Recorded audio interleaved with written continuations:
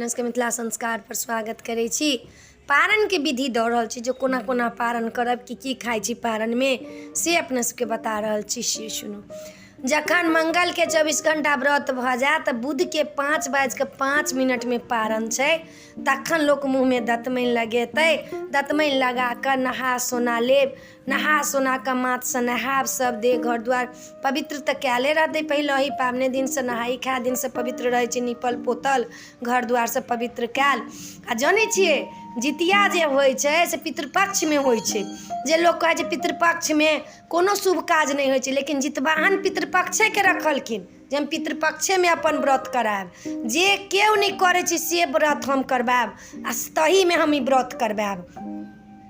नहा सोना लेब, नहा सोना कऽ माथ से नहा लेब, बाँसक पात मंगा लेब, केरा के पात मंगा लेब, आ औंकरी रहत केरावक औंकरी, खीरा चूड़ा सब मिला कऽ, नहीं चूड़ा रहत अछतो सब मिला कऽ नहा सोना कऽ पाखरि के गाछ लग में जायब। पहिले चिल्हो सियारो के चढ़ायब, तखन जितवाहन के चढ़ायब, आ तखन हुनका प्रणाम करब। दीप धूप सबटा लऽ जाकऽ केरो तेरो लोक चढ़ेलक, लेकिन खीरा औंकरी अच्छा तऽ चूड़ा के बेसी महत्व छै।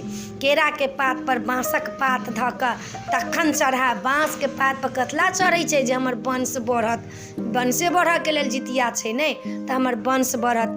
बाँसक पात पर चढ़ा लेब, केरा के पात पर बाँस के पात धऽ कऽ। नहीं भेटत तऽ जहन बाहर छै नहीं भेटती बाँस के पात, तऽ लोक केरे के पात पर चढ़ेतै। चढ़ा कऽ आ तखन जितवाहन के गोर लगबनि, हे जितवाहन जइला ई व्रत हम केलहुँ हँ, तऽ हमरा पुत्र के कुशो कलेप नहीं लागे, हमरा पति के कुशो कलेप नहीं लागे, धन्य धान से हमर भरल रहे, जे फेर अगला बेर हम अहाँके व्रत करी। आ व्रत जे केलहुँ हँ तेकर अहाँ हमरा फल दिअ, व्रत जे केलहुँ हँ से हमर लिअ व्रत के, आ व्रत के हमर जे केलहुँ हँ तेकर अहाँ हमरा लिअ मानता दिअ जे हम व्रत केलहुँ हँ नीकसँ। आ तखन हुनका गोर लागि कऽ चिल्हो सियार वाला ओहिठाम छोड़ि देबै, जितवाहन वाला सब लऽ आयब, आ ओही केरा लऽ कऽ खीरा लऽ कऽ चूड़ा लऽ कऽ पारण करब। पारण के दिन साग जरूर खायब। कथिला साग खायब तऽ जितवाहन के कथा में जहन जितवाहन जन्म लै छथिन तऽ सूर्य भगवान पेशाब कऽ दै छथिन, गेनहारी के साग भऽ जाइ छै। ताहि लऽ कऽ लोक जितिया के पारण दिन साग जरूर खाय। नहाय खाय के दिन नूनी के साग, आ पारण के दिन जे गेनहारी के साग, गेनहारी के ठरिया के साग जरूर खायब। औंकरी धऽ कऽ साग बनायब, साग जरूर खायब। घर आयब पहिने चाय पानि पी लेब, औंकरी आ खीरा खा कऽ चाय पानि पीब कऽ केश में सिंदूर लगा लेब, तखन बड़का जेठका के गोर लागि लेब।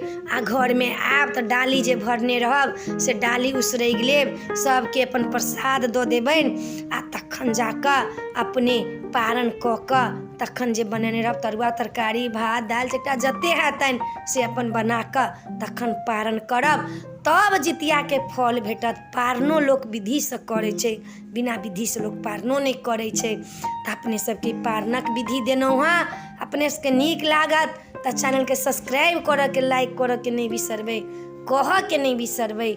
जरूर कहब जे नीक लागल कि नहीं नीक लागल। हमरा से जे किछु कमी हैत तकरा अपने सबसे माफ़ी मंगै छी, बार बार माफ़ी मंगै छी। अपने सब अनसब्सक्राइब हमरा नहीं करब, आ माफ़ी मंगै छी, क्षमा मंगै छी। किछु गलती हैत तऽ हमरा सुधारऽ के लेल जरूर अपने सब कोशिश करब, आ जरूर कहब। नीक लागत तऽ जरूर कहब। जय मिथिला, जय माता जी।